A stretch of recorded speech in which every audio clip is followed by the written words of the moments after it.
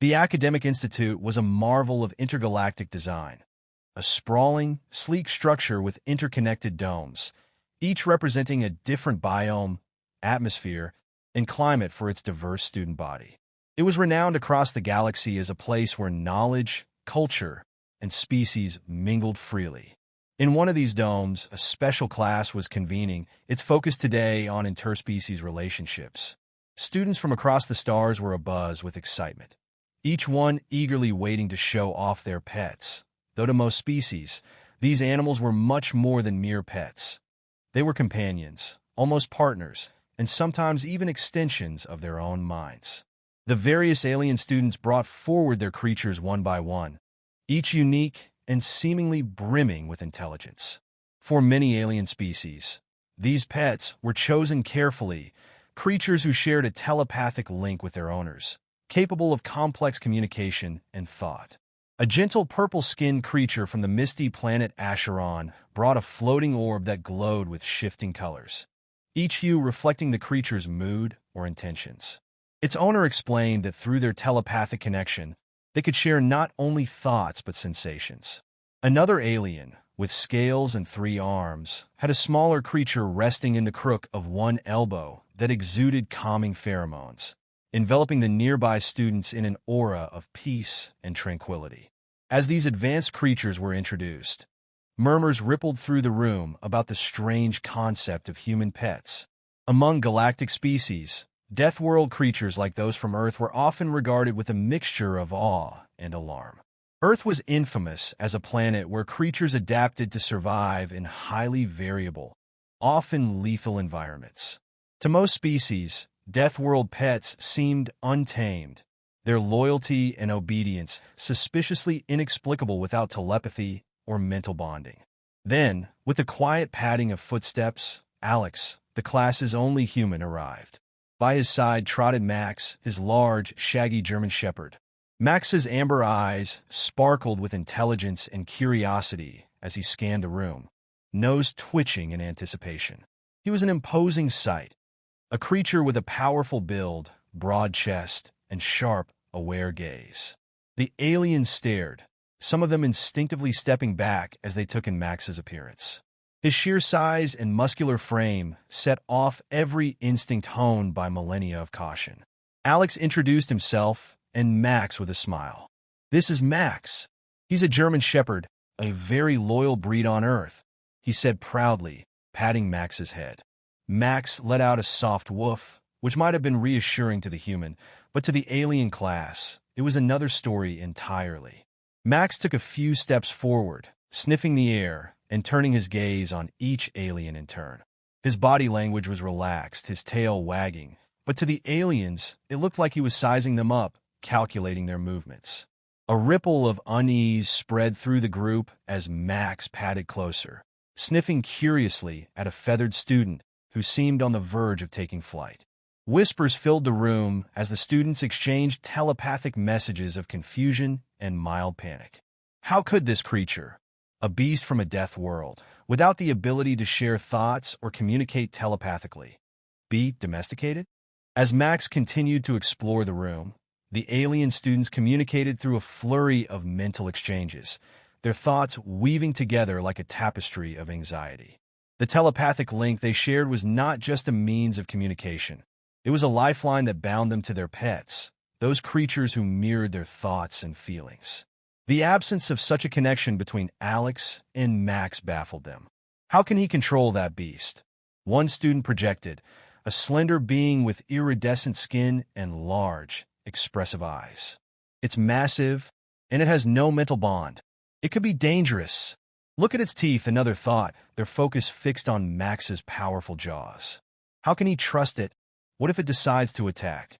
The students continued to share their bewilderment. They struggled to comprehend how Alex could expect Max to obey commands without a psychic connection. It's unnatural. Can loyalty exist without a telepathic link? What makes it obey? Their minds raced with concerns that seemed almost instinctual, a conditioned response from lifetimes spent with empathetic creatures who were in tune with their thoughts. As the alien students whispered among themselves, Max's instincts began to kick in.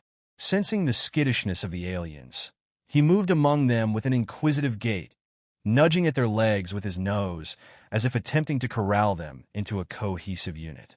To Max, this behavior was natural, a way to maintain order within a group, something he had been trained to do in his interactions with humans. But to the alien students, it was nothing short of chaos. Max, in his innocent attempt to establish order, appeared to be driving them into a frenzy. One particularly anxious alien, a small herbivore from the low-gravity world of Hiron, took a frightened step backward. His body tensed, and his instinctual flight response kicked in. "Help! It's coming for me!" he thought, triggering an immediate reaction among his peers. As the herbivore bolted across the room, Max's herding instinct kicked into high gear. The German shepherd chased after him, playful and eager, barking in excitement. To Max, this was all a game, an invitation to play. But to the alien students, it was a terrifying chase scene. The classroom erupted in panic. Some students leapt up onto their desks, while others pressed against the walls, desperately trying to create distance from what they perceived as an impending attack. Alex's heart raced as he saw the chaos unfold. "Max, come here," he called, but his voice was lost in the pandemonium. Realizing he needed to regain control of the situation, he stepped forward, raising his hands to show he meant no harm. "Everyone, please. Max isn't dangerous. He's just trying to play," Alex shouted, hoping to break through their fear. He glanced at Max, who was now bounding back toward him, wagging his tail with innocent enthusiasm, completely oblivious to the panic he had caused. "He's just herding. It's instinctive," Alex explained, his voice rising above the cacophony. "He's not attacking. This is how dogs communicate. It's harmless." But the aliens stared at him with wide eyes, their anxiety only escalating. The concept of instinctive behavior, of an animal that could act without a direct mental connection, was utterly foreign to them. The students exchanged glances, their thoughts clouded with confusion. Is it really harmless? Can it be controlled? Alex felt a surge of frustration and helplessness. He could see the misunderstanding in their eyes, the fear that had taken hold of their minds. "Please," he continued, trying to calm their fears, "I promise he won't hurt you. He's just excited." But as Max bounded back to his side, panting and ready for more interaction, the aliens remained unsure, trapped in a whirlwind of instinctual fear that no amount of explanation seemed able to quell. As the chaos of the classroom settled into a tense silence, one bold alien student, a reptilian creature from the sun-baked planet of Xeroth, decided to confront the unease head-on.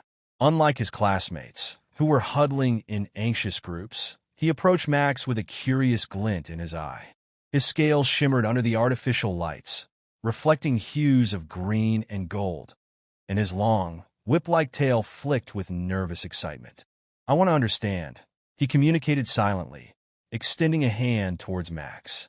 In his culture, approaching another creature meant respect, and he hoped to learn more about this strange earth animal by examining its teeth. He moved closer, lowering himself to the ground, ready to investigate. Max, noticing the alien's advance, shifted his stance.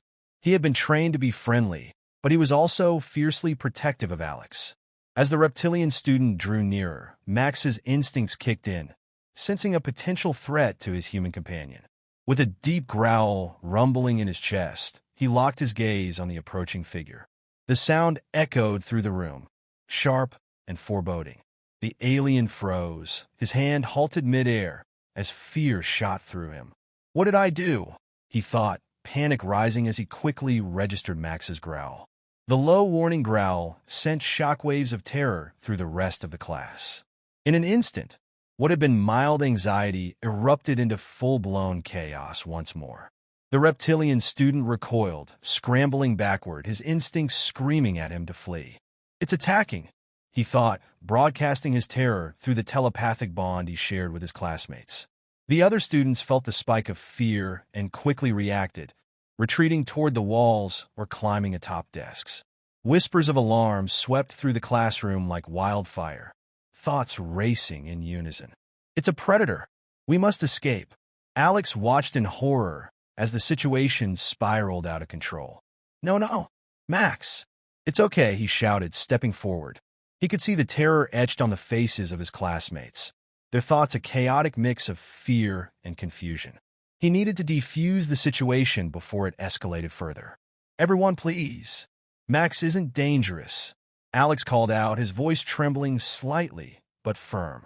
He was just trying to protect me. That growl was a warning, not an attack. He could feel Max's protective energy radiating off him, his dog still tense, but watching his owner intently. To demonstrate the bond he shared with Max, Alex took a deep breath and commanded, "Max, sit." Max immediately complied, dropping to his haunches and looking up at Alex expectantly.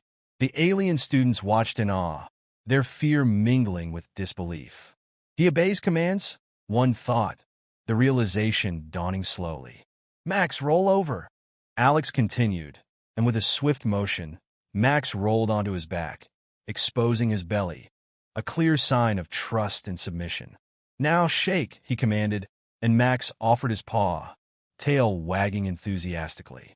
The room was silent as the aliens absorbed this new information. Their fear began to ebb, replaced by a dawning curiosity. The concept of a creature that could be trained to respond to commands was wholly foreign to them. They had always known their pets through a shared consciousness, a deep connection of minds. Here, before them, was an example of a bond built purely on trust, loyalty, and instinct rather than telepathy. The students leaned closer, intrigued by the unusual relationship between the human and his pet. They had come to see that loyalty could exist in many forms, even without the complex web of thoughts and emotions they were used to. Max's obedient behavior, paired with Alex's genuine affection for him, began to dissolve the barriers of misunderstanding that had formed, opening the door to a newfound respect for the complexities of human-animal relationships. As the tension in the classroom began to dissolve, Alex seized the opportunity to share more about the bond he and Max shared. He could see the flicker of curiosity in the alien students' eyes as they gathered around, their previous fears slowly giving way to intrigue. "You know, loyalty is a big part of what makes Max special," Alex began, looking at the attentive faces of his classmates. "Let me tell you about a time when he really showed that loyalty." He recalled a camping trip he had taken with Max, where the dog had stayed close, alerting Alex to the presence of a wild animal nearby. "One night, we heard rustling in the bushes. I was worried, but Max stood between me and whatever it was, barking fiercely. He didn't hesitate, even though he didn't know what he was protecting me from. He just knew I was in potential danger." The alien students listened intently as Alex recounted stories of Max's steadfastness, how he had chased away intruders, guided him through the dark, and provided comfort during difficult times. Alex explained that these acts of loyalty didn't require complex thought. They stemmed from instinct and an emotional bond that had formed over years of companionship. "Max doesn't need to read my mind," he continued. "He just knows me. He understands my emotions in his own way, and he reacts to them. This bond we share is built on trust, love, and the understanding that I will always be there for him, just as he is for me." The class was captivated, exchanging thoughts telepathically about what they were learning. "So, loyalty can exist without a shared mind?" one alien contemplated, their mental voice echoing with curiosity. "It's purely emotional?" Then, in a brave gesture, one of the alien students, a small, furry creature with large eyes, cautiously approached Max again, this time extending a hand. Max, sensing the gentle nature of the approach, lowered his head and allowed the alien to pet him. The moment was transformative. The class watched as Max leaned into the touch, tail wagging in delight, showcasing a gentle affection that transcended species. "Look at how he responds," someone thought, their awe evident. "It's as if he knows he's safe." As the lesson drew to a close, the professor, a wise and ancient being with iridescent skin, rose to summarize. "Today, we have witnessed a unique interspecies bond. Humans, with their Deathworld pets, demonstrate a remarkable relationship built not on intellect, but on loyalty and trust. This teaches us that love can take many forms, even without the direct communication of minds. The students nodded, newfound respect blooming in their hearts for both Alex and Max. As the class dispersed, their discussions filled the air, now rich with understanding. They marveled at the strange, yet impressive resilience of humans and their ability to form bonds with creatures that would fiercely protect them. As Alex and Max walked out together, the loyal dog instinctively began to herd his human toward the door, a final, playful display of their unbreakable bond. The laughter of the alien students echoed behind them as they exchanged thoughts about the peculiarities of humanity. How these Deathworlders, with their primitive creatures, could forge connections so deep and yet so different from their own. In that moment, Alex felt a swell of pride for both Max and his species, knowing that despite the differences, the essence of companionship, be it telepathic or instinctual, was universal. The journey toward understanding had begun, and the aliens would forever hold a new perspective on the extraordinary relationships that define life on Deathworlds.